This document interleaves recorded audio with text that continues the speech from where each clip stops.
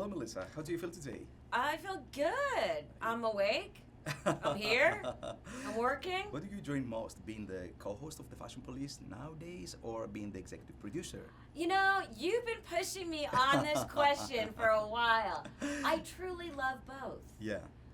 You know, How was being in front of camera? I mean, deciding that.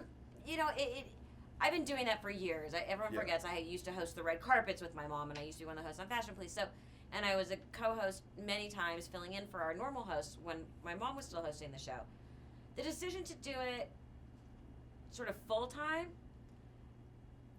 it just felt right.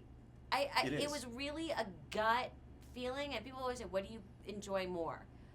I wouldn't give up either job. Do you feel that the people will criticize you about this decision or even wait for, these unpredictable jokes that your mom said? Well, we've already done 6 episodes. Yes. And they were, knock on wood, somewhere in here, well received. So I'm also not trying to be my mom. I'm not my mom. I'm not a comedian. I've always said that straight. I'm funny. You're super funny. But I'm not a comedian. When you go recording the episode, do you feel that your mom's spirit is still there? Do you have that feeling? I have that feeling all the time. You know, a life force as big as my mother's doesn't just disappear. Trust me. I hear it all the time when I'm getting dressed. You're gonna wear that? That looks terrible. You need to lose weight. Get your bangs out of your eyes. Why aren't you wearing heels? Brush your hair. You need more lip gloss. So it's not just limited to work. What was a life motto quote that she was following and that you follow now? You know, our family had 2 sort of sayings.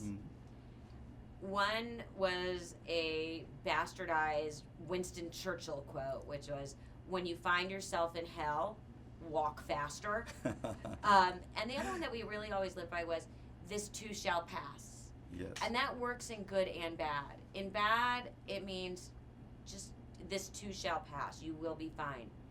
And in good, this too shall pass means, be aware. Yes. Be aware that this is good, because this too shall pass. How did you manage to reinvent the show and have it back again? I think when you're passionate about a show, Yeah. and I really believe that Fashion Police sort of transcends the hosts, other than my mother. Yes. But the heart of it will always be what she really created. And I think it wasn't ready to be over. Yeah. It was one of those feelings where you just had to go with your gut, and I said, we're not done. We're not done yet. How challenging was to portray your mother at the Joy on the set? And was it very sentimental when you did that? By the time I actually got to set, Yeah. I had already been through kind of the more emotional part of it. During the hair and makeup tests and wardrobe tests, like the first couple times I saw myself, it was very odd. It didn't hit me until I got home from shooting. Because I really was so focused on not wanting the portrayal to slip into being a caricature. Yes. And I was so focused on the details. And let's be honest, a total and complete nervous wreck. Because I'm working with Bradley Cooper and Jennifer Lawrence and David O. Russell. You know, that's a little bit of pressure. So I don't think what I did really hit me till after. Yes. And then it was like, what the hell did I just do? And luckily, it's been well received. From your experience on the red carpet for so many years with your mother, what is the greatest mistake that women do, or even men?